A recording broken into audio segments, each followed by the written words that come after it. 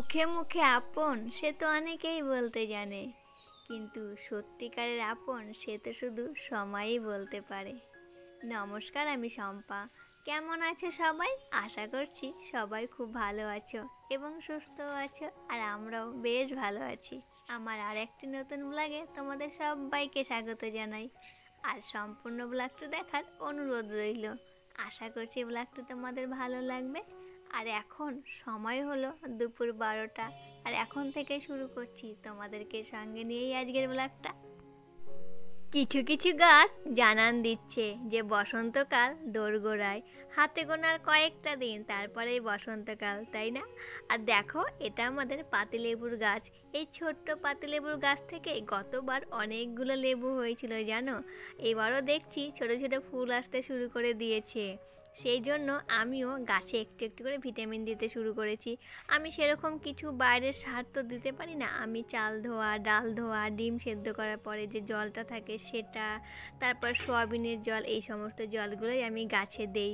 এতে না গাছ প্রচুর পরিমাণে ভিটামিন পেয়ে থাকে, আর এতে গাছের ভীষণ উপকার হয়। আর এই সময় তো ভিটামিনের দরকার, তাই না? সেই জন্য। আর আজকে জানো তো, সকাল থেকে ব্লগটা শুরু করতে পারিনি। ঘুম থেকে উঠতে না একটু দেরি হয়ে গেছিলো, তারপর আবার বাজারেও যেতে হয়েছিল। তো সব মিলিয়ে মিশিয়ে তালগোল পাকিয়ে আজকে সকাল থেকে ব্লগটা শুরু করতে পারিনি। তাই ভাবলাম চল এখন থেকে বন্ধুদের সঙ্গে শেয়ার করা যাক। আর জানো তো, আজকে বাজারে গিয়ে সেরকম মাছ পছন্দ মতো পাইনি। আমার তো সব রকম মাছই প্রায় পছন্দ, কিন্তু আমার হাজব্যান্ডের সব রকম মাছ পছন্দ করে না। তো ওর পছন্দ মতো মাছ আমি পাইনি, সেই জন্য ভাবলাম চলো অল্প করে একটু মাটন নেওয়া যাক। আর ও মাটন খেতে ভীষণ ভালোবাসে, সেই জন্য আজকে অল্প করে একটু মাটন করছি। আর আজকের ওয়েদারটা জানো তো খুব একটা ভালো না, মেঘলা মেঘলা আমাদের এই দিকটা। আর তোমাদের ওইদিকে কেমন অবশ্যই কমেন্টে জানিও। আর এই দেখো, আমার আলু ভাজা হয়ে গেছে, এখন ফোড়ন দিয়ে মাংসটা কষিয়ে নিব। এই পর্যন্ত আমার ভিডিওটি যে দেখছো তার যদি কিছু ভালো লেগে থাকে তাহলে প্লিজ একটি লাইক করো। আর যদি আমার পরিবারে আজই নতুন এসেছো তাহলে এখনই সাবস্ক্রাইব করে আমার এই ছোট্ট পরিবারের সদস্য হয়ে থেকে যেও। আমি মাটন এভাবেই রান্না করি, প্রেশার কুকারের মধ্যে আলুও ভেজে নেই, মশলাও ফোড়ন দেই এবং মাংসও কষিয়ে নিই। এইভাবেই রান্না করি। অনেককে দেখেছি প্রথমে কড়াইতে মাংস কষিয়ে নিয়ে তারপরে প্রেশার কুকারের মধ্যে দেয় সেদ্ধ হওয়ার জন্য। আমি কিন্তু বাবা ওভাবে করি না, আমি এভাবেই করি। এভাবে করেও কিন্তু আমার মাংসের স্বাদ একটুও কম হয় না, যেমন স্বাদ তেমনই থাকে। আমার মনে হয় কি, একবার কড়াইতে একবার প্রেশার কুকারে, এতে সময়ও বেশি লাগে এবং বাসনও অনেকটা নোংরা হয়, এটাই মনে হয়। আর কষানোর জন্য বসিয়ে রেখে বাইরে চলে এসেছি। তোমাদেরকে একটা জিনিস দেখাবো। আমার ঘরের দরজার একদম অপোজিটে একটা বুলবুলি পাখি বাসা করেছে, এই দেখো। তার মধ্যে 3টা ডিমও পেড়েছে। পাখিদের পরিবারে নতুন অতিথি আসতে চলেছে, দেখেছো কি সুন্দর ডিমগুলো না? এখানে কিন্তু বড় পাখিটা আছে। তা চলো ঘরে চলে এসেছি। মাংসটা যেহেতু কষানোর জন্য বসিয়ে রেখে গেছি, কত দূর হলো এটা তো দেখতে হবে, নাহলে তো নিচে লেগে যাবে, তাই না? এসে দেখছি বেশ অনেকটাই কষানো হয়ে গেছে, আর একটু হবে।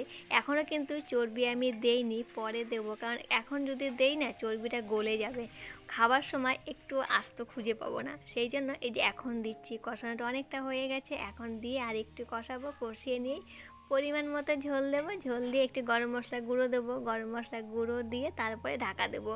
কেন বলো তো? এখন ঢাকা দিয়ে সিটি পড়লেই তো সেদ্ধ হবে। ওইদিকে রান্নাটা হোক, আর এইদিকে একটা দিদিভাইয়ের কমেন্টের উত্তর দিই। দিদিভাই আমাকে প্রতিদিনই সুন্দর সুন্দর কমেন্ট করে, আমার খুব ভালো লাগে।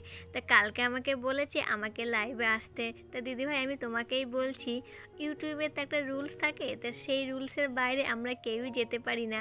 তো আমার চ্যানেলটা যেহেতু খুব ছোট, সেই জন্য এখন আমি লাইভে আসতে পারবো না। আমারও খুব ইচ্ছে, কিন্তু তোমাদের ভালোবাসায় যদি আমার চ্যানেলটা একটু বড় হয়, একটু গ্রো করে, তাহলে আমি অবশ্যই লাইভে আসতে পারবো।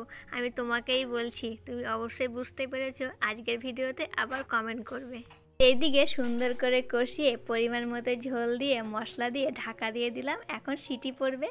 চলো আমি একটু জামা কাপড় ভিজিয়েছি, ওটা কাচলাম, কেচে মেলে দিয়েছি দেখো। আর দেখো চারিদিকে না পুরো অন্ধকার হয়ে আছে, মেঘলা মেঘলা, মনে হয় কি বৃষ্টি আসবে। দুদিন আগে বৃষ্টি হলো, আবার বৃষ্টি মনে হয় হবে। একটু ঠান্ডাটা কমে গেছিলো, খুব ভালো হচ্ছিল। আমার ঠান্ডা না একদম ভালো লাগে না, কিন্তু আমার বসন্তকাল ভীষণ ভালো লাগে জানো। A few moments later. আজকে রান্না করতে করতে অনেকটা দেরি হয়ে গেছে, সেই জন্য রান্নার পরে যে বাসনগুলো বের হয় সেগুলো আর মাজতে পারলাম না। না মেজে স্নান করে নিলাম, স্নান করে তারপরে ঠাকুরকে পুজো দিলাম, পুজো দিয়ে আমার হাজব্যান্ডকে খেতে দিয়েছিলাম। ও খেয়ে বেরিয়েও গেছে, আজকেও তাড়াতাড়ি এসেছিলো। তো ও খেয়ে বেরিয়ে গেছে, তারপরে আমি খাবারটা নিয়ে বসি। আমার না অত হুটোপাটা করে খেতে পারি না, আমি একটু ধীরে সুস্থেই খাই, সেই জন্য আমি ও বেরিয়ে যাওয়ার পরেই আমি খেতে বসছি। আর দেখো রান্নাটা কি সুন্দর হয়েছে ফাইনাল। তাহলে চলো, সবাই ভালো থেকো, সুস্থ থেকো, সাবধানে থেকো। আর ভিডিওটি কেমন লাগলো অবশ্যই কমেন্টে জানিও। ভালো লাগলে একটা লাইক করো। তাহলে আজ আসি, আবার দেখাবে কাল ঠিক দুপুর 1:00।